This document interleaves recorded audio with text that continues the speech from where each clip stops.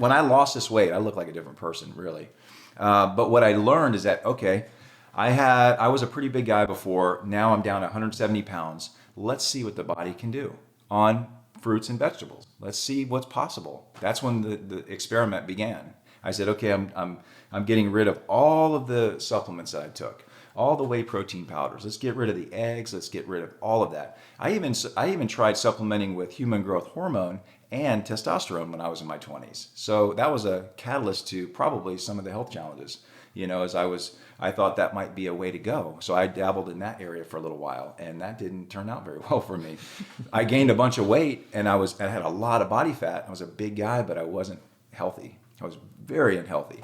So now I lost all this weight. I was super skinny. Let's start all over, and let's see what the body's capable of doing naturally. And that's where the whole journey began.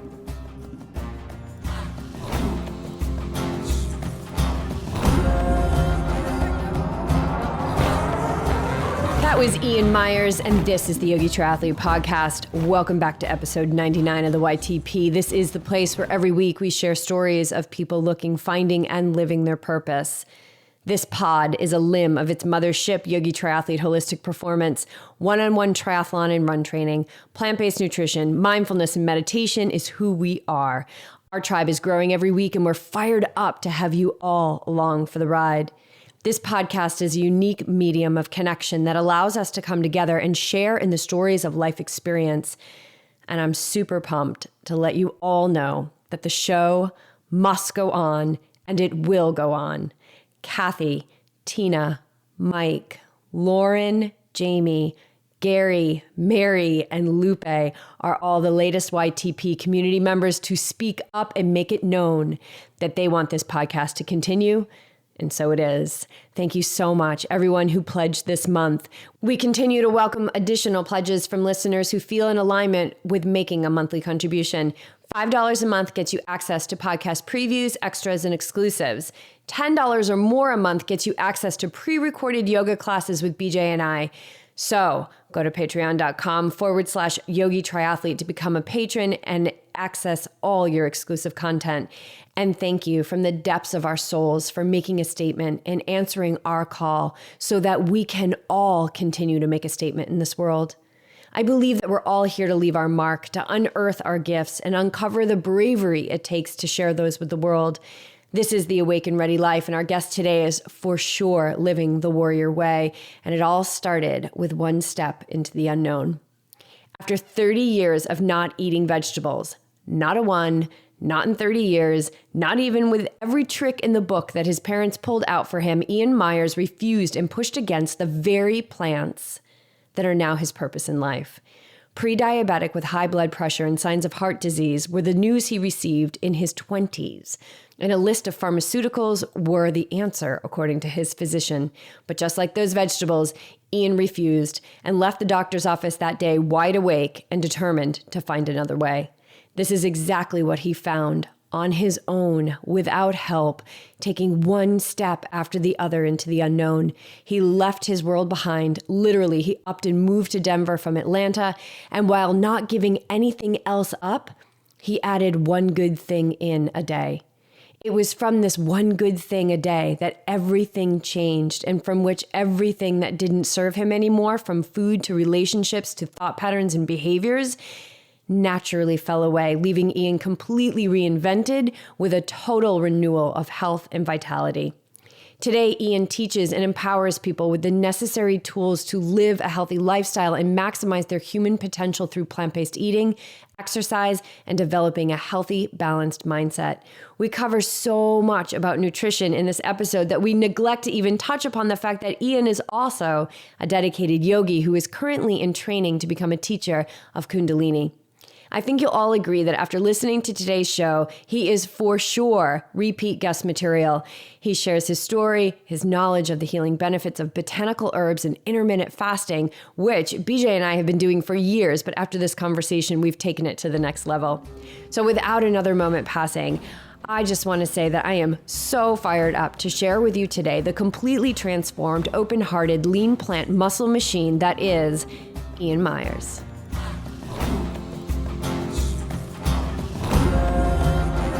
very much like you guys. I'm like an experiential kind of guy. I need to get out into the world, and if I stay in one place, maybe perhaps at some time in my life there'll be that where I really want to get rooted down in a specific location and be there all the time. But right now it's like my spirit and soul is like there's work to do out there, and I love traveling. I love that experience of like going different places and spending 7 days here or 7 days there and working with people. I love that. So I really, I love hearing that, like that you guys did that, and that's something that you found some magic along that. There was so much magic. I mean, we grew exponentially on that trip, and still are. And still are, like deep in it now. As you and I were chatting on the phone, you know, this life of really following your heart is filled with brick walls and tidal waves and, you know, many days of just amazing views of what's possible. And you know, we experienced a lot of that living on the road. And yeah, I remember when we kind of landed here, we just high-fived each other. We're like, yeah, we're bulletproof. You know, like a married couple in a Honda for 6 months. That's intense. That's awesome that you guys made it through that. And gosh, I'm sure we could talk for hours on stories of just that little bit right there. And I would love to hear it too. It's like, it's something I've been seriously considering of doing. You know, it's been really calling me. So to see you guys inspire me to be here and to like hear you guys share those things. That's like, for me, kind of like on the kind of beginning stages of all of that. You know, it's really cool to hear. But you know, before we put the mics on, you were like, the only thing I want to do 100% is love, and so just keep following that love 100% because it's all in there. The patience, the trust, like the bravery, the courage. It's all in that love. Mm-hmm. It's all right there for us. It's so, so powerful. We know that that's the antidote to everything. Is love, loving our food, loving what we put in our bodies, you know, making that connection. I think that connection has a lot to do. It's really driven by love, being able to connect with our loved ones, with people on the street, with the food we put in our body, with the way that we spend our day and how we move through the world. Yes. Just absolutely. That deep connection. So, all right. So speaking of connecting, you and I connected, which was so awesome that one day through our mutual friend, Chris. And we just like, it was getting cold. We were in the driveway and we were just like back and forth. I'm like, we got to have you on the show. Yes. So now here you are. And you're right down the street in Cardiff. Yeah. Very close. Yeah. So thanks for having me. Yeah. It's so awesome to meet you guys, or meet you finally and to see you again and to be here. Yeah, it's great. I'm psyched to have you here. And I haven't even heard your whole story yet, but it seems like there was some epic health things that have driven you down this path. And so wherever you want to start, jump in. Should we talk about kind of like how all this unfolded? Yeah, let's do. Yeah, let's go back. Because that may give some context of the whole, like where I'm at now, what's going on. Yeah. So let's see here. I will just begin with like the reason why I decided to go into the direction where I'm at now is about, let's see, I'm 38 now, so that'd been 8 years ago. At 30, actually right before 30, I was about 28, 29 years old, and I was working a very stressful job. I was in real estate, and I was working a lot of hours, and I was staying up late. I was, you know, in my 20s and having a good time, living in Atlanta. I went in to get a physical because I was going to ride a mountain bike race with my stepdad, and went in to get a physical. And I knew I'd had high blood pressure because I'd been to have checkups here and there for some medication I was taking. And every time I'd go into the doctor, I'd have high blood pressure. And I thought, well, okay, eventually something is going to happen. And it did. I went in for a physical. Tested again for high blood pressure. I thought I had the white coat syndrome, you know, when you go in and you're just kind of nervous to go in. Well, to kind of shave the story down a little bit, I went in for the physical. I said, I'm going to be racing or going in a mountain bike race, and I want to make sure I'm healthy to ride. And he said, well, you have high blood pressure. Let's do an EKG. Let's do an ultrasound. Let's make sure your heart's healthy. And so we went in and they did blood work and we went through all the different tests. Well, test came back and said that I was developing heart disease. And I was also kind of in the what they consider pre-diabetic stage. In your 20s? In my 20s. And when he said heart disease, it was kind of like the record just stopped. Just what? Whoa, wait, what? And I knew that there were some things that I could do better in my day-to-day routine. I knew that staying out late, drinking alcohol, experimenting with drugs and alcohol, things like that, I knew those things could change. That wasn't good. But there was other things that maybe some genetics that were in that recipe. And long story short, when I got the feedback, I knew that some things needed to change. Well, growing up as a kid, I'm the oldest out of 3 kids, and I was the only one who didn't eat any vegetables. Nothing. My parents tried everything to get me to eat them. Little tricks like ketchup and mustard on green beans. Didn't happen. I wasn't interested. They tried everything, and so growing up as a kid all the way until 30 years old, I didn't eat any vegetables. Oh my God, you're so fiber deficient. What did you eat? What were you eating? That's a really good question. What does that relieve? Yeah, let's talk about that. I was more of the sandwich eater, fast food eater, pizza. There was more than that, like Tostitos pizzas, those Hot Pockets. Eggs, yeah. Tons of eggs. And I used to eat so many eggs, you guys. It was probably enough protein to feed a small family. Really, 20 eggs a day. Now I eat 20 bananas a day. So it's like kind of the opposite, but it's a more healthy version. But that was in the beginning, that was me growing up. I got sick every year, strep throat. I would have little things with run-ins with asthma. Played sports. I was very active as a kid. Always played outside. This is pre-video game day, pre-cell phone day times, and I was very active. I'd play outside, but my health just wasn't good because of obvious reasons. Just not eating. I wasn't getting nutrition, and so fast forward up to 28, 29, 30. During that area. When I got that diagnosis, was like, okay, this is real. This is real. This is where I'm at right now, and some things really need to change. Well, I didn't realize that under the surface there was more going on. There was like major digestive issues, acid reflux. There was adrenal, what they call like a fatigue or burnout, where I actually took Accutane. I don't know if you guys have ever heard of that, but it's some listeners may know. Accutane is something that a lot of teenagers are given because of severe like cystic acne, like the kind that really is embarrassing. It hurts and it's nasty. And as a teenager, I took this Accutane. Well, this stuff is like poison. It's very toxic. Sounds like jet fuel. Very toxic, and you have to go in every month for blood tests because it's very damaging to the liver and the adrenal glands and the body. I don't even know why it's available, to be quite honest. I don't even know why it's available, but I'm finding through my practice that I share this message, and there's a lot of people raising their hands saying, I took that too, and I have similar things. So I'm like, wow, this is a real big deal. And a lot of kids who had severe acne growing up as a teenager very likely may have been either offered to take it or may have taken it, and it causes a lot of issues in the body. Depression is one of them, is one of the side effects. And so I found out all of this information through that physical. It's like this perfect unfolding, though. I mean, and it's interesting to see, like, that's how long it took for, the body is so freaking amazing. Like, that's how long it took for it to catch up with you. So, that you said it right. The body is incredible, and its ability to keep going every single day, pump the blood, work the body, move. And I'm a very, I've always been into exercise. I've always been into outdoor activities and things. So that's always been online for me. Now, when I got that diagnosis, that was back in like 2009 or somewhere in that area, when I was 28, 29, 30, somewhere in that area. I was weighing 250 pounds, 248 pounds.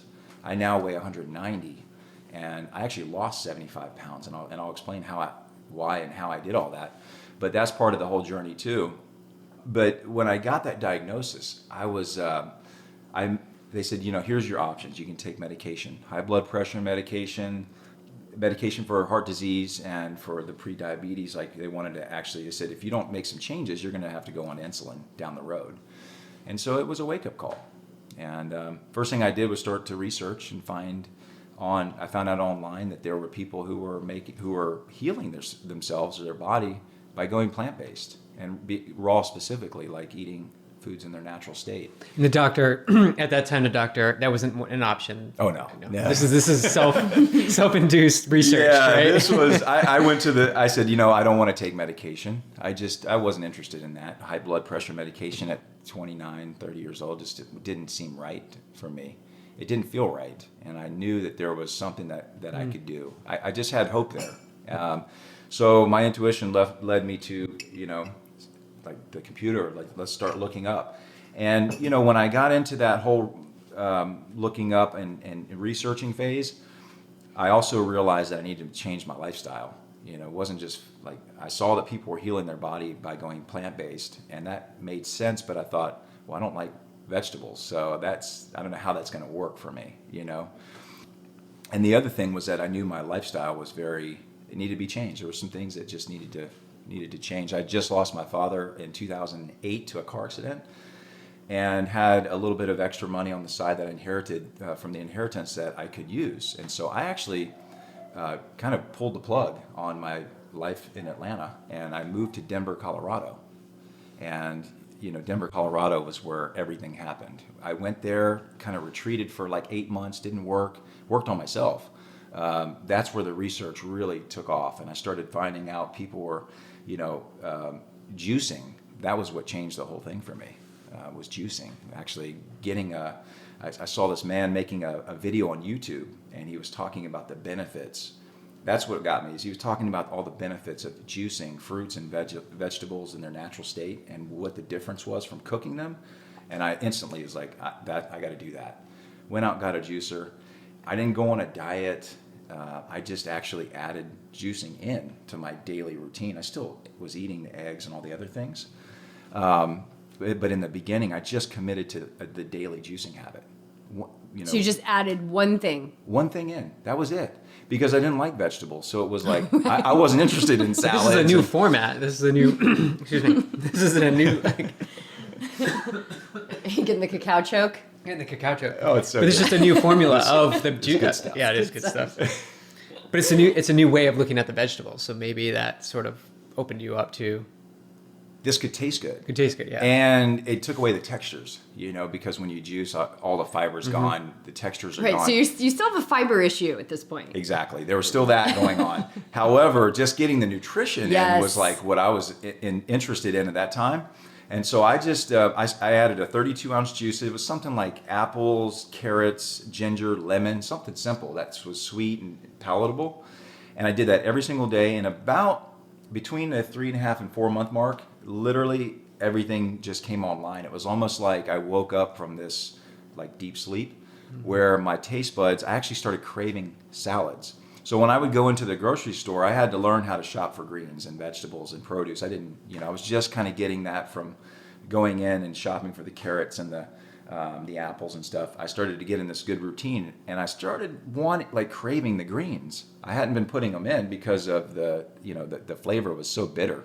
But your taste buds were changing. So I'm like picturing you like in the supermarket getting your carrots, but then like you're kind of peering over. Yes. You're giving eyes to the kale. Just kind of like looking over going, okay, I think it's time. And it really, that's kind of how it all unfolded. And were you like watching other people and what they put in their, like you're learning, right? Nobody, it was didn't literally go to like. relearning how to eat. Yeah. And from a place that I didn't know anything about. Like the greens and the vegetables and the fruit and stuff, I had no idea about any of it.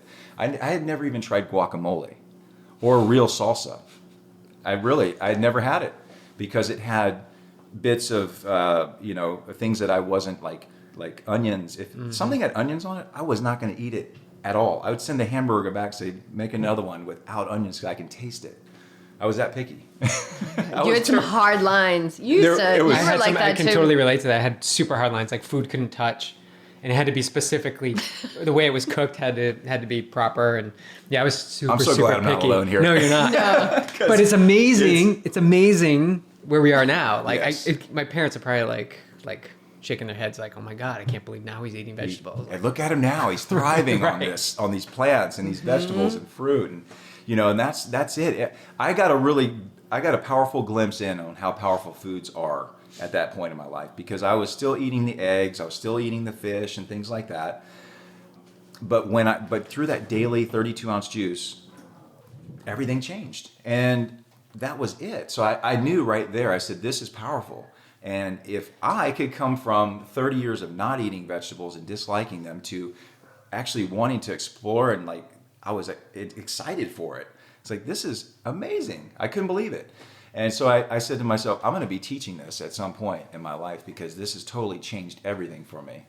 And here I am. When it gives you major street cred, like you're legit, you know, because you didn't have vegetables for 30 years, which is insane to very me. Depleted on that. So when you say that you were 240 pounds, like when you were at the doctor's that day, were you gym guy or were you? Yeah, because you're kind of tall. Like, so let's give our audience. You're 6'4", 6'3", 6'3". Okay. 6'3", and to answer your question more specifically, back then I always have enjoyed exercise, so I did go to the gym. I was about a 36-inch waist. Roughly. Now I'm about 29 or 30. So big difference. But back then I was more interested in like the bodybuilding, you know, like the big muscle kind of guys that run around. That was my mentality back then. Right. Now it's totally different. But back then I was like, I had a lot of body fat. A 36-inch waist, I had a lot of body fat. And I don't even look like the same person. You know, if I can show you guys a picture that you'd be like, wow, I lost so much weight.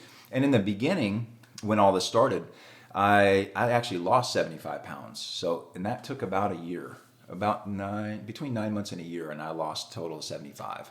And it just came off because of what you were doing. You were just cleaning the inside of your body. Yeah. Is what you were doing.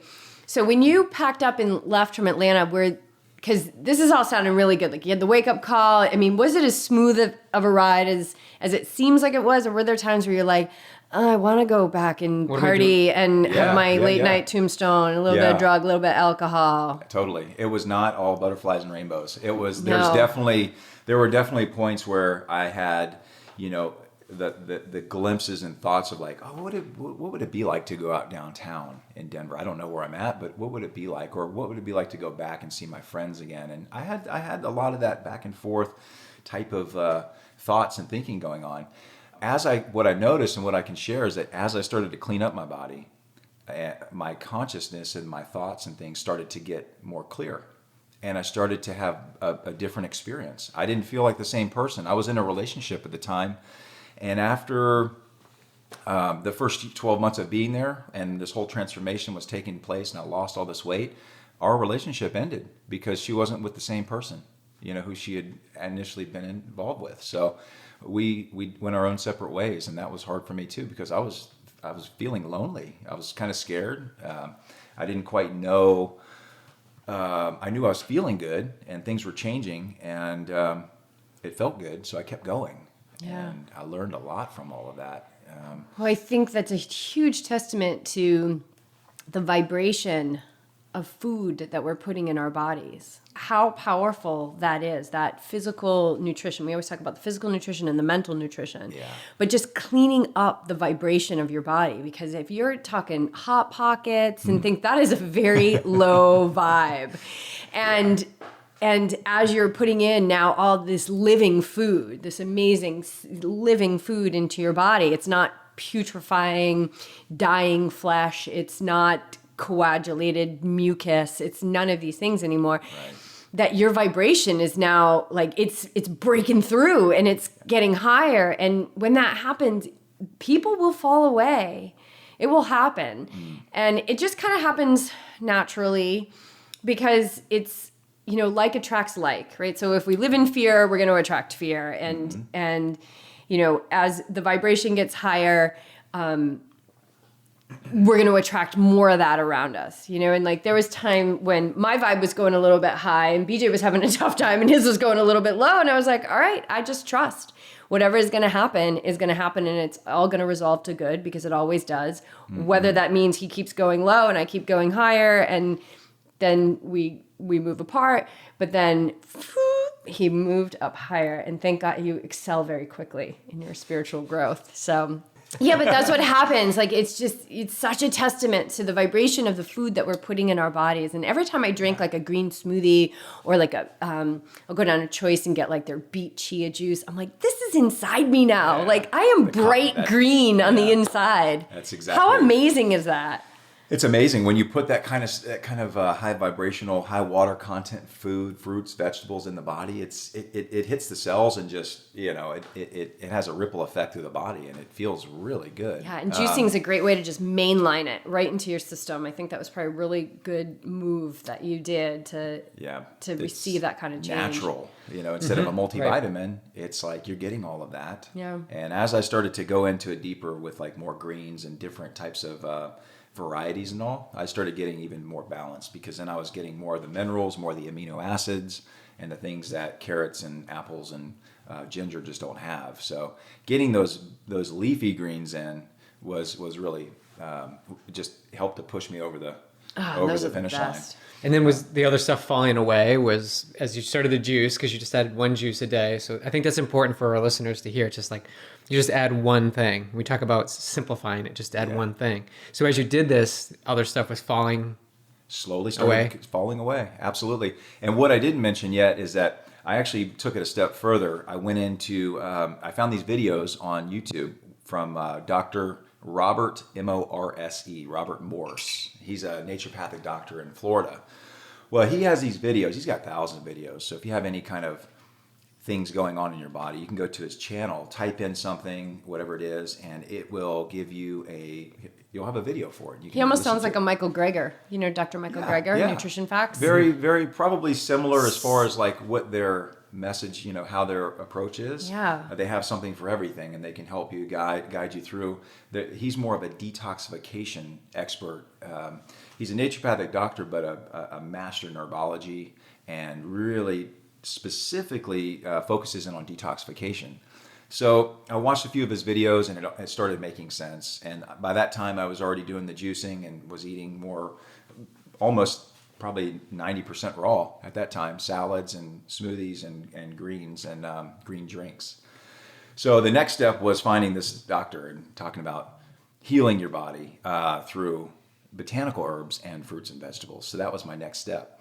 And that's what took me kind of over the finish line, so to speak, where I actually lost the extra weight and started to actually heal the root causes that were my, like the adrenal glands, the getting in there and working on the digestive tract, the GI tract, and also working on my heart and some of the other, like the lymphatic system. So that was the next step. And then I went on to get certified in that, because it changed my life so much, and I understood it, and I could talk about it and help other people. So I decided to get certified in it. And where did you go to do that? With Robert Morse in Florida. He actually has classes that he offers, level 1 and level 2, iridology. He teaches detoxification. It's really great information. And so I did that. I spent some time learning about botanical herbs, the body, how to heal naturally through eating raw living foods in their natural state, and taking botanical herbs to heal. Because the herbs are really amazing because they are tissue specific. So for example, like skullcap or gotu kola, really good for the nervous system and the brain. But something like dandelion greens are actually good for the kidneys and the liver, and a good builder for the body. So that doesn't work well with the brain. So all these different herbs that we have available to us do all these amazing things for our body, and they all have a different place. They all have a different thing that they do. It's a symphony. It's the most beautiful symphony in the world, and I, I'm a big fan of like just eating the spectrum, and not throwing away those beet greens. Do something with them, juice them or saute them or whatever it is, but because everything has a purpose. Totally. Mother Nature didn't create like throwaway vegetables. Everything has a purpose. And what's interesting too is the beet greens, they actually have more nutrition than the beet itself. Yeah. And carrots the same thing. So like some of those are key things to add into a smoothie, or like you say, saute. There's so many things you can do with those. And I want to get into the botanical herbs, but I think a really good question for so many people is like, how'd you get rid of the fish and the eggs? Yeah, yes. Right? Because those are always the last for me, two to go. It's a lot of eggs. Because those are quote unquote healthy. I know. And they're kind of like that.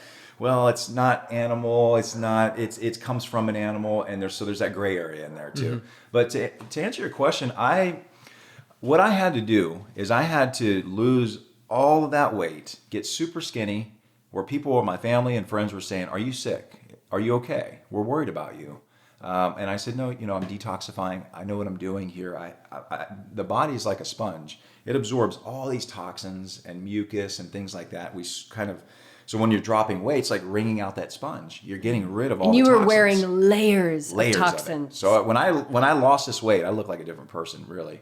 But what I learned is that, okay, I was a pretty big guy before. Now I'm down to 170 pounds. Let's see what the body can do on fruits and vegetables. Let's see what's possible. That's when the experiment began. I said, okay, I'm getting rid of all of the supplements that I took, all the whey protein powders. Let's get rid of the eggs. Let's get rid of all of that. I even tried supplementing with human growth hormone and testosterone when I was in my 20s. So that was a catalyst to probably some of the health challenges.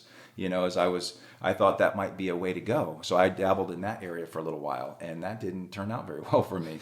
I gained a bunch of weight, and I had a lot of body fat. I was a big guy, but I wasn't healthy. I was very unhealthy. So now I lost all this weight. I was super skinny.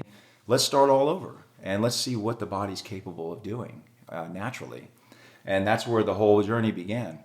So to answer your question on the eggs, when I started to rebuild my body, let's say that, at 170 pounds, I got up to 180 pounds pretty quickly from eating fruits and vegetables. I gained 10 pounds, and I saw like, okay, I'm starting to build and put weight back on. I'm not eating protein. I'm not eating eggs, but I'm putting weight on. So I was like onto something. I was excited. And I just kept going, but I had to learn how to get calories in because, as we know, salad doesn't have a lot of calories. Well, what does? We know fats, avocados, nuts and seeds, quinoa, rice, things like that. But I wasn't doing rice. I wasn't doing quinoa. So I had to figure out, okay, what fruits and vegetables in their raw natural state are going to give me calories. So I knew that the avocados would. And then I went to bananas and dates and figs and things like that had a lot of calories in them. And that was the game changer. I started eating 20 bananas a day, sometimes 30. I would put about 15 to 20 in a smoothie and blend it up. And I would put the superfoods in there. And BJ's totally gonna make a 15 banana smoothie tomorrow. I love bananas. I have Do you this really? new fascination with them. He does. We're always like having to get bananas. It's like we go through a bunch a day, so we don't go through 20. But I just know But I do get like, on those things. I pick up on things like that. Yeah. Sid Garza, another guest we had on, he was like doing his videos, and he was blending, I don't know, Just smashing 6 or 7 everything of in them, there. and he would be driving to work, and he'd be eating, drinking a big glass jar of them. Yeah. Because eating bananas gets old after a while. Absolutely. But when you start to like concoct them and then throw like cacao nibs or Yes. something like on top, like and some maca powder. That was an and air fist pump. Some really Yes. good building like superfoods. You put that in there, and now it's next level. Some cinnamon, some you could put whatever you want, dates in there. And what happened for me is my weight started to go to 185, and I was super lean, and I felt really good. I was biking maybe 20, 30 miles a day, and I was in great shape, and I felt good. So I was like, okay, well, I haven't been taking protein powders. I haven't been eating eggs or any animal protein in well over 2 years at this point. And I knew that the body's capable of doing some remarkable things if you just give it what it needs and get out of the way. And I trusted the process. That was something that, because I had lost all the weight and I got super skinny, I knew that anything that I gained from that point was going to be from my dietary, like what I was eating and consuming. I wasn't going to do the supplement route. So it was pretty obvious to me after getting 10 pounds of weight gain. I knew I'd eventually plateau out, which I have, but I'm happy where I'm at now. I'm healthy. I don't take the supplements that I used to take with the protein powders and the multivitamins and pre-workout and post-work. I don't do all that. I just don't think you need them. I think you agree. I just don't feel like I just don't rely on that stuff.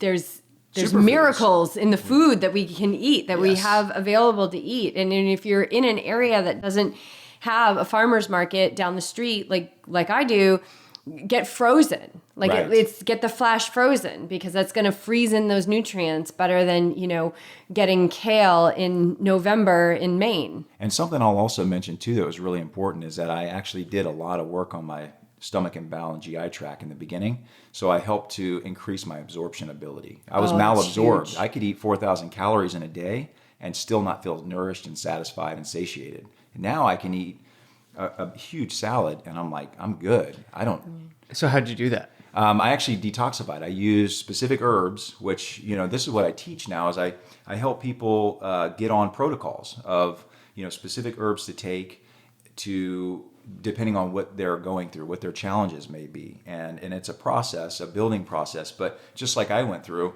now I help people to put these protocols together. So let's just say somebody has a similar issue like I had, where you could eat, a lot of calories. I mean, I could sit down and eat a large pizza, and at the end of eating the large pizza, I'd be full, but I wasn't satisfied. I still wanted more because my body wasn't getting the nutrition.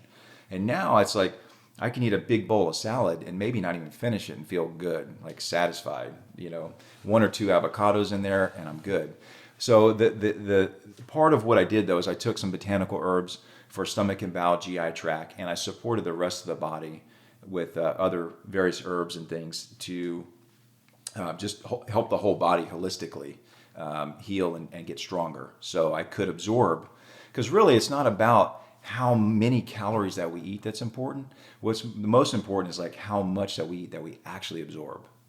So like, if you are malabsorbed and you can eat 4,000 calories and you don't feel super satisfied after, then there may be some malabsorption going on, and you can fix that.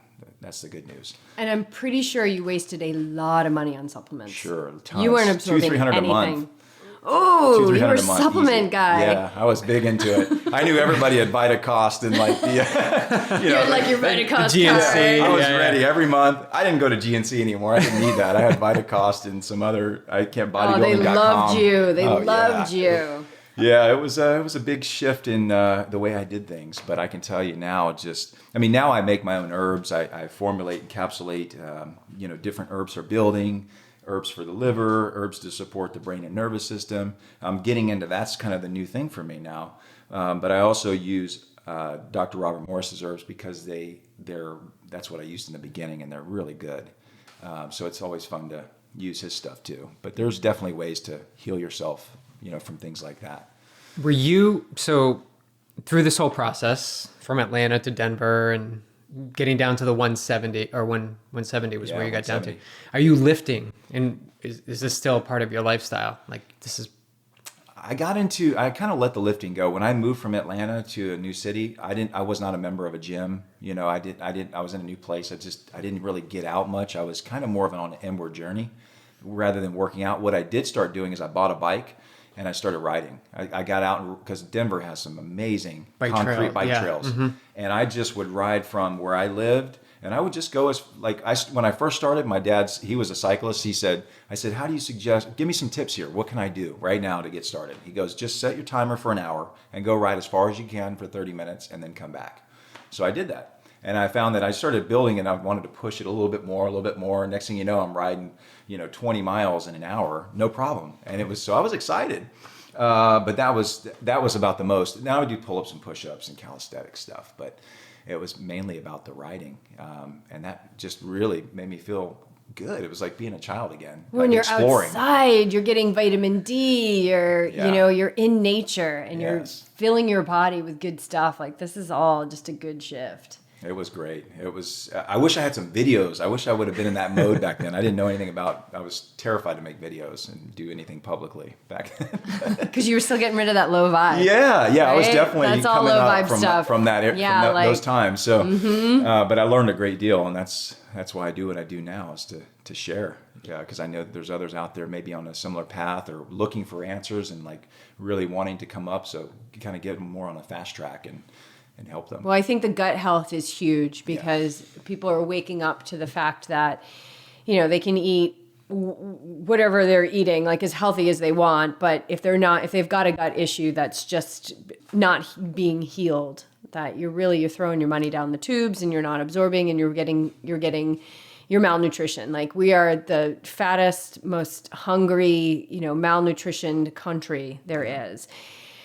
And so I think that that's a big one. So, yeah, you want to talk about some of the herbs and things like that? And sure.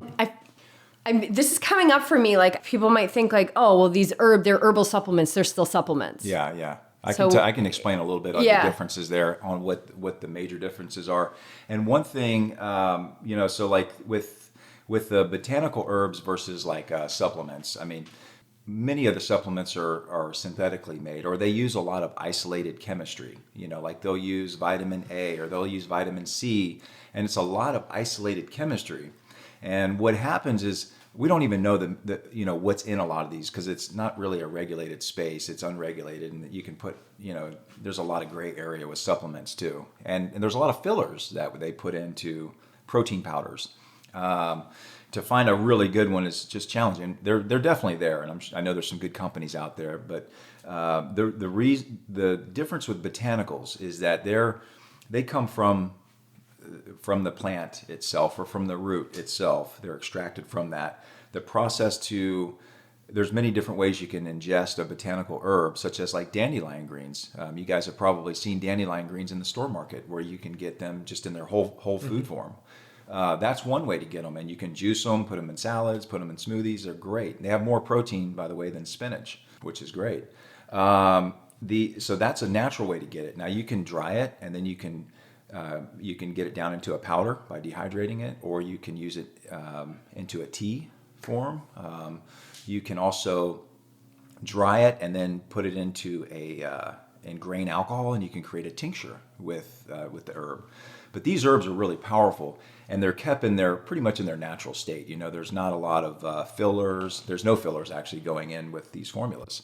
They're just exactly like if it's burdock root and dandelion greens and some beetroot or something like that, that's what you're getting. And the perfection of its symphony of the elements working off of one another is intact. Exactly. Whereas when we're looking at pulling out like, okay, I'm going to take a vitamin D supplement. Now I'm just taking vitamin D. Yes. Or vitamin B12 or whatever. Yeah. Whatever it may be. Like we're isolating. And that's not how these things were meant to work. Right. It's not how nature designed it. not how nature designed it. So when you start playing around with isolated chemistry, what happens is sometimes, you take one vitamin, well, that pushes out, like if you take calcium, that's a big common one. Oh, you need more calcium in your diet. Okay, so you load up on calcium, and then that pushes out magnesium, and that pushes out other things out of balance. So now you're deficient in something. Mm-hmm. And when you eat fruits and vegetables in their natural state, or take botanical herbs, well, that doesn't have it's not the same chemistry there. You see, it's like it's still in its natural form,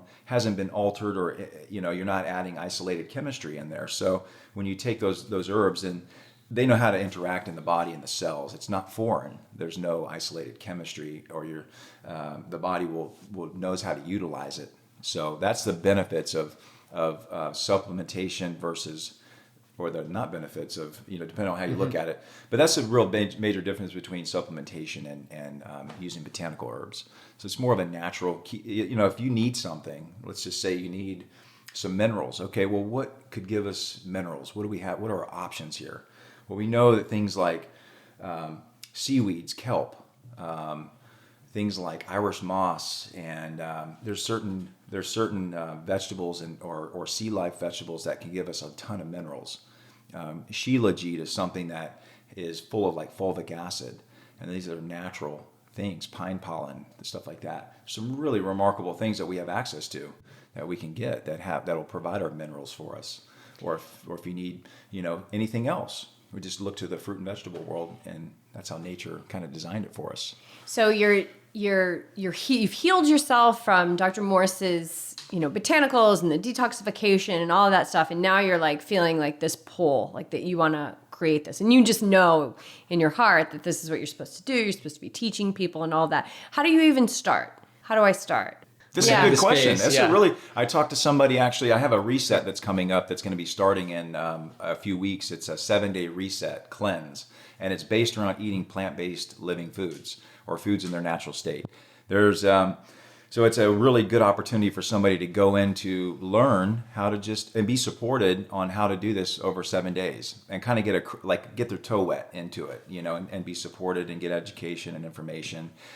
So that's one way that you do it, is with a group of people who are wanting the same thing. They want to They want to get in and give it a shot. They want to learn some recipes. They need a little bit of support, some guidance, maybe some structure, and it's not too overwhelming. It's only 7 days. That's it. Yeah, I like that. And it's $99. So it's like it's a fair investment for somebody. It's 7 days, only 7 days, and most everybody can do that. And it's supported amongst like in a group type of environment. So that's one way you can do it.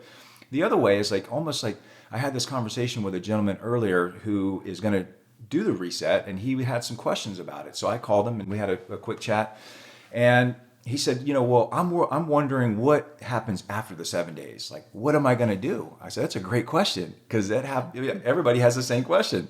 Like, this is all good for 7 days, but then what? Well, one thing that you can do is choose, just like kind of narrow your focus in, and also be patient with yourself and give yourself freedom and flexibility too. So I always say, like, 7 days you do something, play it full out, and you have this experience. Now you know what it feels like to eat totally raw for 7 days. You've had this experience, it's great. Well, out of all of that you've experienced, what one thing can you stay committed to for 7 more days? So maybe that's a smoothie, or maybe it's a big salad for lunch. But whatever it is, I always say, just pick one thing and just do that one thing for 7 days. And then whatever you have for your dinner, just be flexible on that. It's kind of like, it gives you that freedom and flexibility to still play in the area, kind of like I did in the beginning, where it was like I still ate the eggs and had the fish and things, but I had the juice every day. One juice every day. 3.5 months in, changed my whole world. So that's it. That's in my opinion, that's the best way to start, because then you have flexibility and it's not rigid. You can still do the other things that you might want to do, and your body will tell you, like, this feels good. I tell people, if you just commit to a smoothie or a juice every day in the morning as your first source of energy put in your body, because that's really what food is anyway, it's just energy, different forms and stuff. So if you just choose that as your first energy source, whether it be a juice or a smoothie, and start your day that way, and then have your flex at the end of the day where you can have whatever you want, and you just stay consistent on that for 7 days every day, it'll be life-changing. And that's a great way to start. Then it's simple. Yeah. It's manageable. And everyone can do one thing. They can do one new thing. Right. They can do that. Exactly. Just one thing, and do it every day. And the 7-day reset's a way to kind of get the foundation, or to get an experience, so you kind of know how you feel. And then it's like, okay, now this is over. We got to integrate back into our day-to-day routine. How's that going to look? And how's that going to work? Okay, all I have to do is take one thing. That's manageable. I can do that. And then I can still have the other little things that I want. And what happens is most people make their mind up very quickly. It's like, I didn't really want that anymore. It's like, well, then there you go. It's kind of like playing games with your subconscious mind, like giving yourself the freedom and the flexibility. And by doing that, you're not, like, if you tell somebody you can't have that, they're going to want it. Mm-hmm. They're going to want it. And we're all the same that way. But if you say you can have it, and you can have as much of it as you want, but just have it during this time, and then focus on the other things. So much easier. Just the way that you say it and the way it gets delivered to the mind and the subconscious, totally different experience. It's huge, because what we're talking about is we're talking about reinforced patterns, belief systems, behaviors.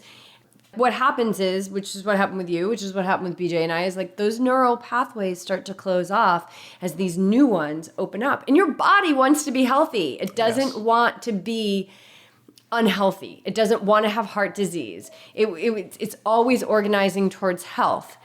It wants those things. So as soon as we start to create a little bit opening in the brain of these neural pathways, right? Once a set of neurons goes down a certain path, it gets easier every time. Yeah. So that one thing every day, maybe even at the same time, out of the same glass, like keep it as simple as possible, will have a massive effect on your ability. Like, you don't really even have to worry about the change. You don't have to worry about the change. It's all going to take care of itself. Yeah. And then it's just patience, just enjoying the experience, and finding the daily gratitudes in each day. It's like the little micro needle point steps or commitments that you make every day create this like shift, and it starts to happen. And it just it's beautiful how it unfolds. I've watched it time and time again, not just with myself, but and my journey continues. I'm always looking for ways that I can do things a little differently. I've recently, in the last year, started intermittent fasting, and it's been remarkable on the results that I've Yeah, talk a little bit more about that because that's Yeah. we're listening to it a lot. We're hearing the media on it. So Yeah, and it's a difference between intermittent fasting and that whole fasting, like you're gonna fast for 7 days or you do that 10 day. Yeah. Like, More of like the they call that block fasting or like the longer term fasts. yeah. But intermittent. So what's intermittent to you? What's Intermittent is just where you skip breakfast. It's basically you don't have to. It's not a diet. It's just a way of structuring your day. So it's I used to wake up every day and I'd have like kind of the same structure. I'd pick throughout the day. I'd have fruit, a lot of fresh fruit in the morning, and I still enjoy that. And things like watermelon or grapes and apples and bananas and all that stuff. Intermittent fasting is kind of the way that it's structured. Is you structure it based on how your day is. So my approach is that I eat my first meal will be generally around 1 or 2 in the afternoon. And that first meal is always fruit. It's always like a smoothie or fresh fruit of some sort. So that hasn't changed. I just stretch that out now later in the day. I only eat twice a day. But there's different ways you can structure your fasting windows of eating. You can eat anywhere from 1 to 3 meals, really, throughout the day. I actually choose to go 2 meals. I eat one at around 1 or 2, and then I eat again at 4 or 5, just depending on how I'm feeling that day. And then I fast for 18 to 20 hours, after that. And a good portion of the time that I fast is sleeping, 8 hours at rest. And that's when the body's actually repairing and growing, and that's when the magic happens. The other time when I'm exercising or training, that's just I'm tearing the body down. And then I have the little window to eat, to put the nutrition in, and then during sleep, I'm rebuilding. So the nice thing about intermittent fasting is it helps to down-regulate inflammation, but what I really like about it is it increases hormone sensitivity and also insulin sensitivity. So when I have those first 2 meals, my body is super it's absorbing everything, even more than it was before, because now I'm pushing my body into this fasted window. And when you're in that state, your clarity, you're kind of in that sympathetic nervous system where it's like fight or flight. Your nervous system is very turned on. Your cognitive function is very clear because you're in that, where's food? I'm hungry. But I'm not really hungry because the way the body works, at least, is it always will feast on body fat before it eats your muscle. Just the way the body, it's very smart like that. So it'll always tap into a body fat storage before it goes to muscle. And I still have, I have a little bit of body fat, so I have enough to be okay during the 18 to 20 hour fast. I'm not losing anything. If anything, I'm losing not muscle, but body fat, which is, I'm okay with that. So that's kind of how the intermittent fasting how it works. I was going to say, you don't do that every day. I do. Or do you it every day? I do. Okay. I do it every day. Because there's some people that will do it for, once or twice a week and then go into their normal routine. So there's fluctuations. Yeah, there's a lot of ways. But you're doing it every day. I do it every day just because I feel, now I'm into a routine with it and it feels good for me. It feels very natural. It's to eat all day long, it doesn't feel normal for me anymore. Where I used to, and I eat good foods, but now I feel more in alignment with.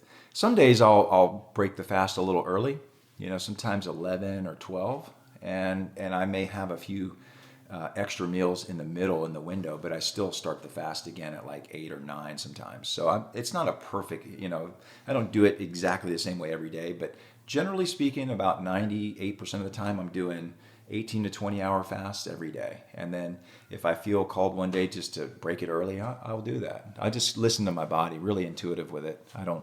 I'm not afraid to break it, break the mold a little bit and do something a little different. Yeah, I think it's really important to not have those hard lines and to develop that intuition and listen to your body because it's talking to you. And if it feels good in what you're doing, then keep going. So my question is, what does that second meal look like? So the first meal is going to be, what does the smoothie look like? Yeah, that's a good question. That thing's probably packed. I have these, I know the viewers can't see, but I have a 32-ounce mason jar here. I always use mason jars because what do you got in there? It looks like gutter water. I know, swamp water. It's actually a little concoction I use on the Reset. It's 1 lemon mixed with apple cider vinegar and some stevia and a little bit of cinnamon in there, and also cayenne pepper. Ooh. So it's a really cool mix. Cayenne pepper. And the I'm a cayenne big pepper, fan of cayenne. it's so good. There's so many benefits to cayenne, the circulatory system and blood flow and all that. Exactly. And the cinnamon helps to keep blood sugar kind of stabilized, and then you get all the benefits of cleaning out mucus with the lemon and the apple cider vinegar. It's You got a amazing. whole lemon in there. A whole lemon. Nice. And I mean, this thing's pretty sour, but I've learned to, my taste buds have totally changed. So I actually enjoy this drink now. To drink regular plain water, I don't like it. I like this now. So, How much apple cider vinegar do you put in it? in 32 ounces, about 2 tablespoons. Okay. So it's definitely something that, you can start out with maybe a teaspoon and work your way up. As you clean out a little bit more and your palate changes, you can play around with the mixture. But what I do for the smoothie, I actually use about 8-9 bananas. I also will add maybe 1 or 2 ribs of celery, a half of a cucumber, ginger, and a little bit of cinnamon, cayenne pepper, and then sometimes I'll use a few dates in there. And I like to use a handful of like dandelion greens or some spinach or kale, something like that. And let's see, what else would I put in there? Occasionally I'll switch it up and add some berries, but that's usually, 8-9 bananas is the bulk. That's the calorie source, because every banana is about 80 to 100 calories. Mm-hmm. So you got 9 bananas, that's 900 calories.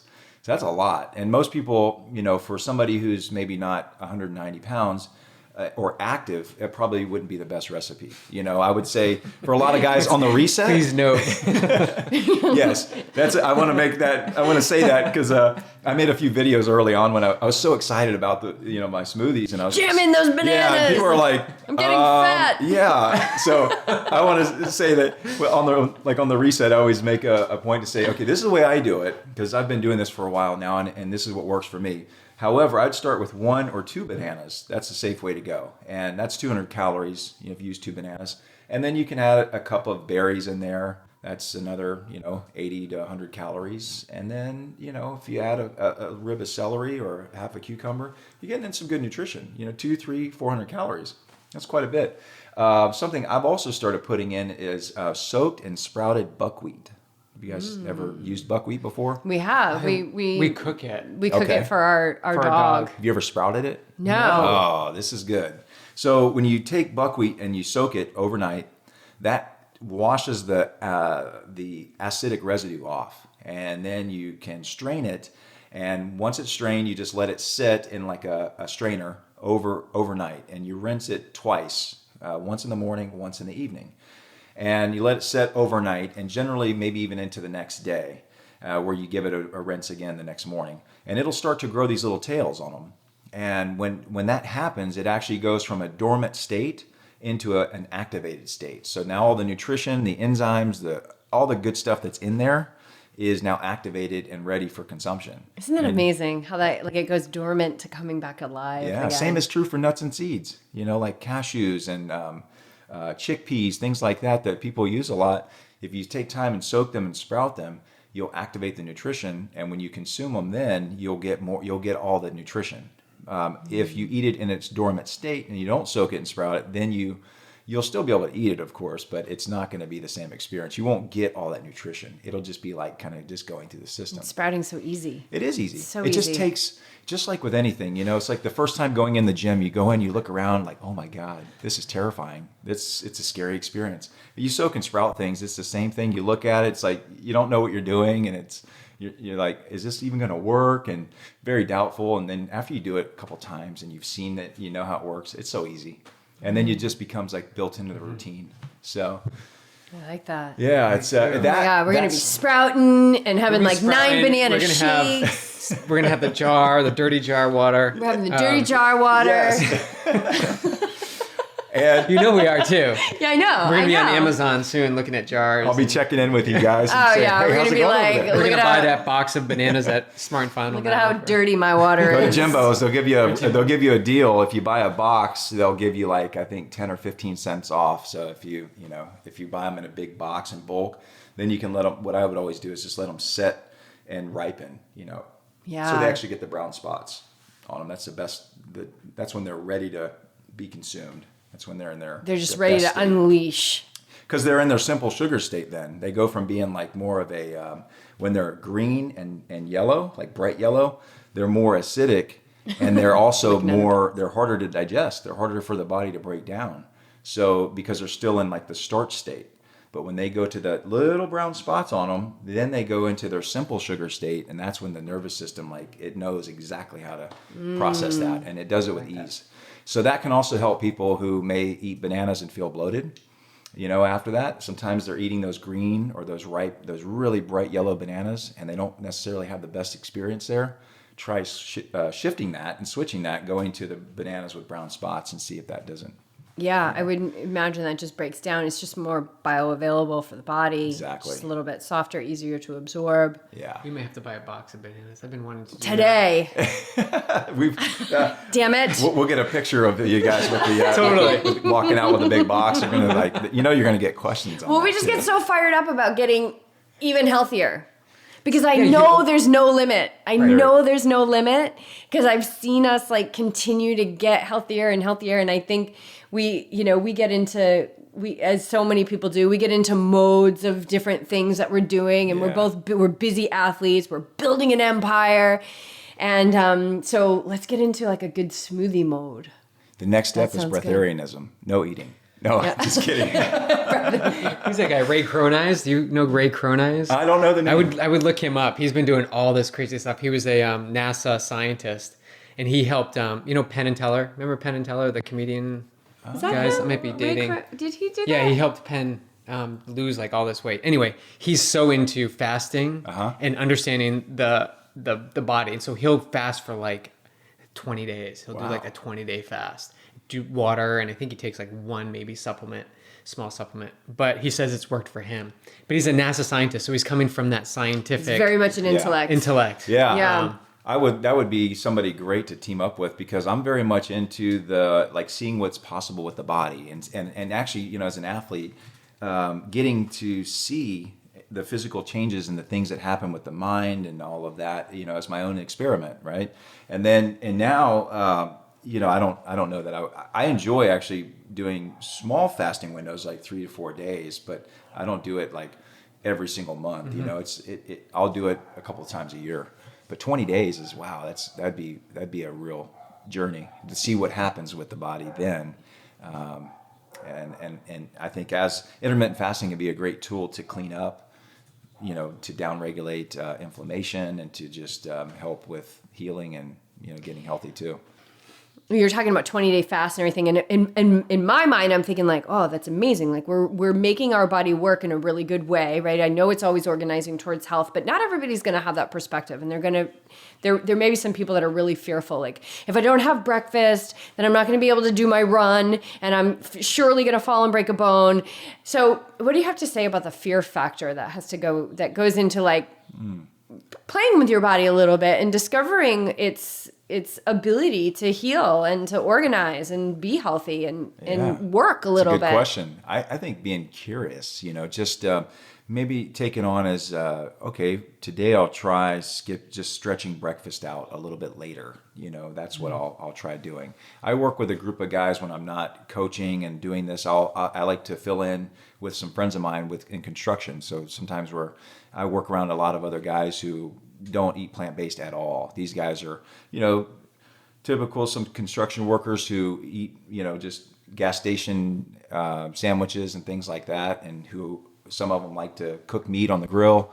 Well, I've been working with these guys now for a while, and one of them got a diagnosis from the doctor and said, you're in the borderline of like pre-diabetes, being a pre-diabetic stage, and he also had high blood pressure.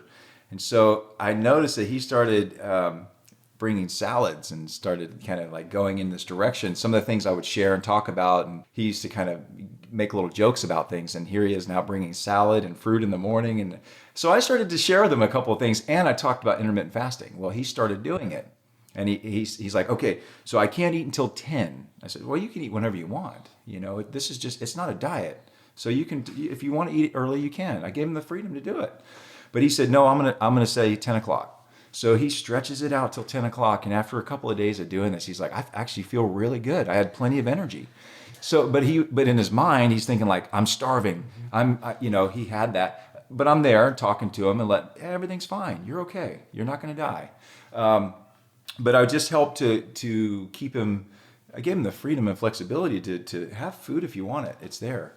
But challenge yourself. Take a day and just say, today I'm going to wait an extra 2 hours to eat my meal instead of having it first thing. And there's nothing to fear there. There's Nothing to nothing, fear. there's really isn't. And if that shows up, like, so bringing it back to mindfulness, like really checking in with yourself. Yes. And I do this a lot too. If I forget to grab a snack and I'm going to go teach a class and I've done a big workout, I'm like, immediately my mind will be like, oh my God, I'm going to feel so weak. And I'm not going to, whoa, girl, just stop. Like, I'm fine.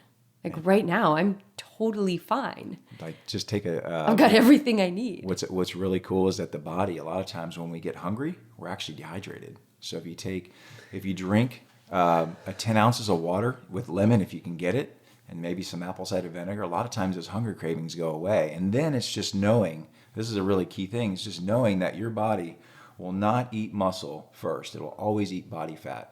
Who wouldn't want to lose a little bit of body fat? Most people are like, yeah, I could lose 10 pounds of body fat. Cool. So just know that your body's going to utilize that as its fuel source. If you missed a meal or you forgot something, you might feel a little hungry. Drink some water. If that doesn't take it away, just know your body's in there burning up the body fat right now. You're okay. You're going to make it. We can go days. We can go there was one guy that fasted for 12 months. He was 450 pounds. I heard that, yeah. It's you can Google him. And he actually got healthier. The longer he fasted, the healthier he got. So, we are all in different scenarios and situations, different bodies and different weights and stuff like that. But I think most of us today, we have enough body fat on our body that we can stand. We could fast for 20 or 30 days and get healthier. Of course, supervised and stuff like that would be good if you're going to go that long. But if we're talking for like a few hours, you miss a meal or you forget something and you're in the airport and you don't want to eat the nasty food and you just decide to just not eat and you're hungry, you'll be okay.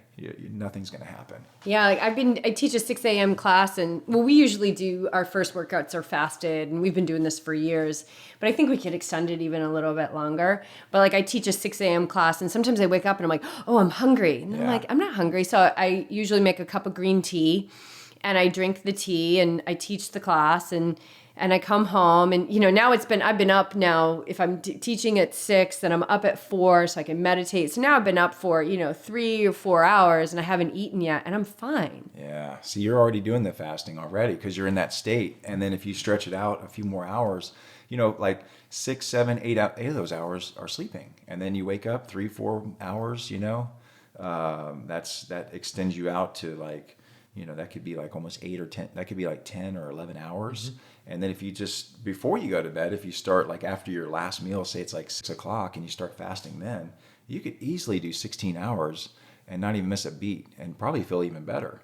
Or at least challenge yourself maybe once a week or something. So that's cool. I like that. It's on. You're already doing it it's to a certain. To a certain degree, but I think we've been doing that for a long time. And so now let's just stretch it. I think we could stretch it very comfortably, and see how that feels. Yeah. Because I feel pretty good. But again, like I want to keep feeling better and better and better because I know all of that is possible. Yeah, and what's really cool too is they've done some studies on intermittent fasting, and they say that that when your body reaches about 18 to 22 hours, somewhere in that zone, you really start tapping into more of your body's natural growth hormone. In men, you get a surge of growth hormone up to almost 2,000%, and in females, you get about 1,300% increase in growth hormone when you're reaching around 20 hours to 23 hours, right in that window. So the longer you get benefits after 13 hours, but for every 2 hours you go, you get more and more. And how does that growth hormone benefit? It's anti-aging, anti-inflammatory, anti-aging. It helps to downregulate your inflammation. And the other thing too is that they've also shown in the studies that we're able to access up to 180% more testosterone. And so for both men and women, we need a little bit of testosterone. Our free free testosterone, Free. Like Free. we're not using the synthetic testosterone. You don't have This is to our meet the own guy natural- down the street behind the building. Right. to get it. Now we're It's tapping free. into our body's own natural ability to access more of it. So we're increasing our human potential, really, is what we're doing. And that's why, I can fast 18, 20 hours and I still have muscle. I'm not and I'm not doing anything. And I love that you're hanging around with like construction guys. Yeah, I know they're watching. Like they're all watching. And what's fun is that I'm able to do my work very silently. They don't even know that I'm giving them little seeds and tips and things here and there, and then they go do it whenever they feel like they're ready to do it. But I've planted the seeds, and now they get to go and have the little experiences. And I see what's happening. I get to watch it unfold. So beautiful. And I remain quiet. I don't get involved with it. I just like, oh, okay, how's that working for you? I don't really get too excited about it because I don't want to, because as men, I know a lot of us, if we start, kind of pushing or forcing, they'll just stop. Right. That's how we're conditioned. So I don't get too, I just let them have their experience. You and just stand celebrate back. silently. Yeah, I'm on the sidelines going, yes, all right, it's great. And hopefully it won't take everyone a diagnosis like that scares them, but for a lot of people it does. And the beautiful thing is that there's people like you out there who have lived it and you're on the other side, and now you've found that this whole thing is your purpose in your life. And that's that the beautiful is so part about the whole amazing message. One thing I'll say real quick is I didn't mention what do I have for dinner. What's the second meal? And dinner, the second meal is generally always a huge bowl of salad. I mean, a big bowl of salad. And I'll put things like olives and tomatoes and cucumbers and generally maybe some hummus or even guacamole. Sometimes is my dressing.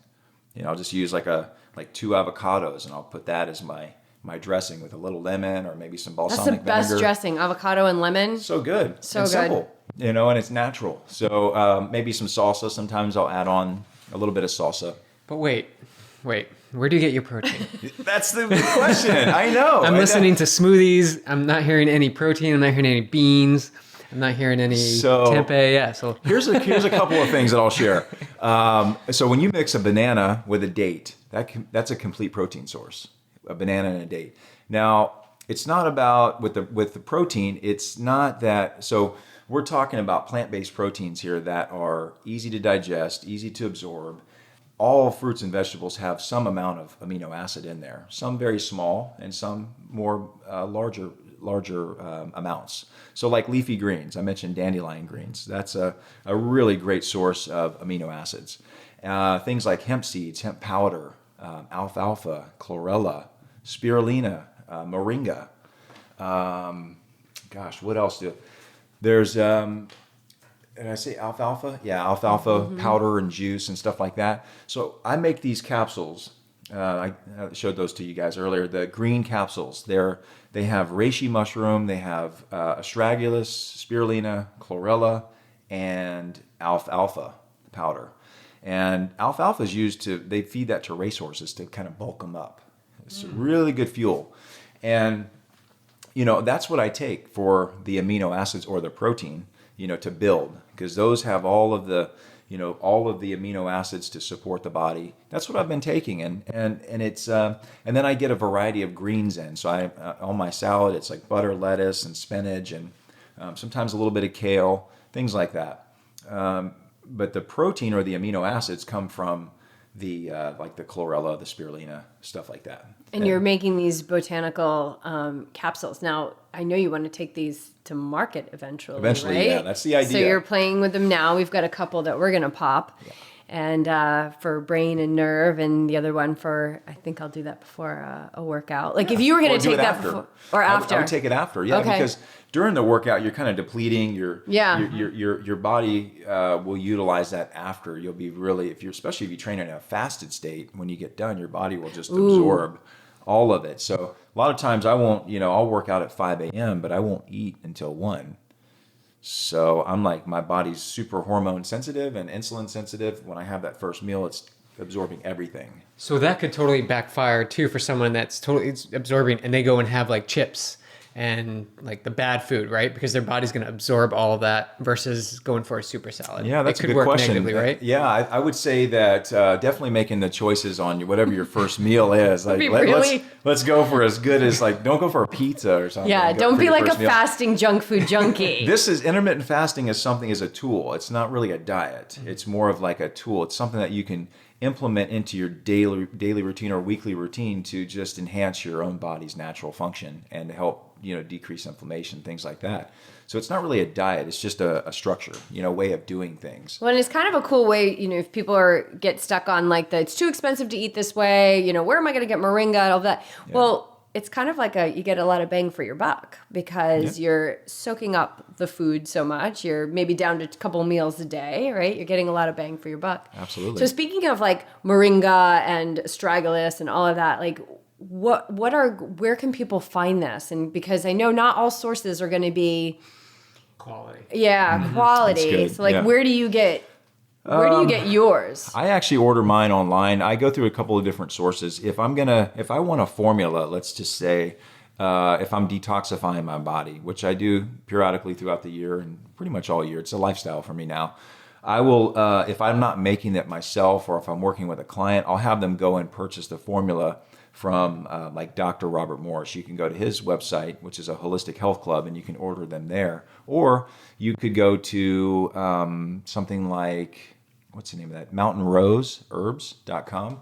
And they are like a distributor, or, you can go there to order single herbs. And they do have a lot of different other products too that are more natural based. So you can find these herbs in health food stores. You can go to Whole Foods and they carry moringa and chlorella and stuff like that. So you can also find them there as well. They're priced a little higher because they're Whole Foods. It's a whole paycheck there. It's you can easily spend all your money there.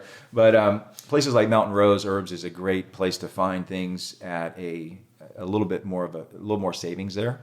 Okay, cool. We'll put that in the show notes for people to check it out. And how do people get a hold of you? So you're going to be doing these 7-day resets often, right? Yeah. We started them last year in May. Very cool. And I think, let's see, we've had about 6 or maybe 7 different resets over the last 12 months. And we served about 100 people on it with, in the last 6 or 7 that we've done, we've served a total of 100 people. And this year, this will be the 3rd one that we've done this year already. Did one in January, 2 or 3 weeks ago. And then April 16th is the next one. Okay. So it's coming up in about 3 weeks, I think. Okay. April 16th will be the next one. And, the way if somebody's interested and wants to get a little more information with that, you can go to ianmyerswellness.com. That's the website. And there is a link on there for under the services for the 7-day reset. And then there's a description of what it is, what's involved. It's $99. There's a button there to sign up with a countdown timer on there of how many days are left before we begin. So if you're interested, you can go there and you can sign up and reserve your spot. And we'll have so the 7-day reset. There's 2 conference calls that I host where everybody can jump on, and it's like an opportunity for me to be in the hot seat and answer questions and share information and education about the reset and about what and why we're doing it. So there's 2 calls on there. There's access to our private Facebook group, which is where everybody is collectively in the group, so we all kind of support each other over the 7 days and through the 7 days. And I provide videos and a few exercise videos in there that I created, and also recipe videos and tips and things like that. So there's constantly trickling in information through the 7 days to help support everybody on their journey. Perfect. So there's access to the private Facebook group page. You get the recipe list. There's a 7-day menu, so you get the structure there. There's a grocery list, the tools, the items that you need, to go through the 7 days. Blender and a food spiralizer, and that's it. So awesome. It's all there.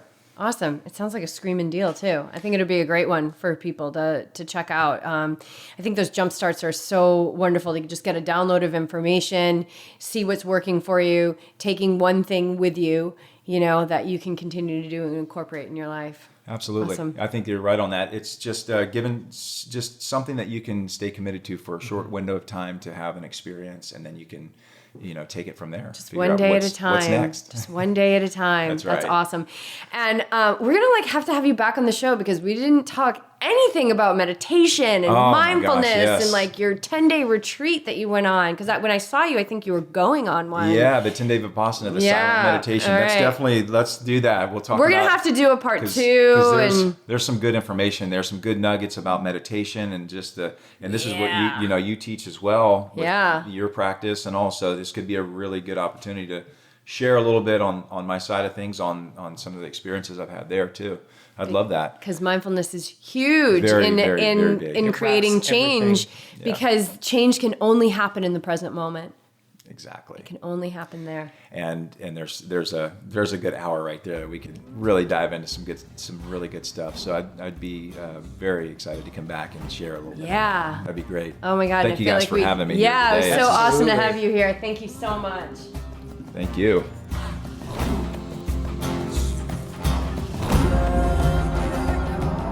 Ian Myers, super cool dude. We hope you guys enjoyed the show.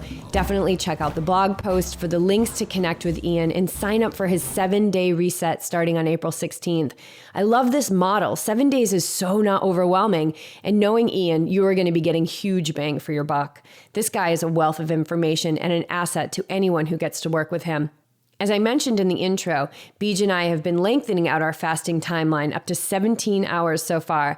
I think we got very comfortable with the time frame we were at, and both of us are now feeling a jolt of aliveness playing with this a little bit more. We'll be posting an awesome extra with Ian in Patreon this week, and for our supporters of $5 or more a month, you guys are going to be getting some of the smoothie recipes that we've been using to end our fasts and nourish our bodies. So stay tuned for one of those recipes coming this week. And I know that at least one supporter is going to be super psyched to know that we're going to be posting a 30-minute yoga roll class as well. We've already recorded it, so we just need to get it up there. We have lots of stuff for you guys. We have lots of stuff to share in the name of community. So don't forget to visit patreon.com/yogi triathlete and access all your supporter goodies.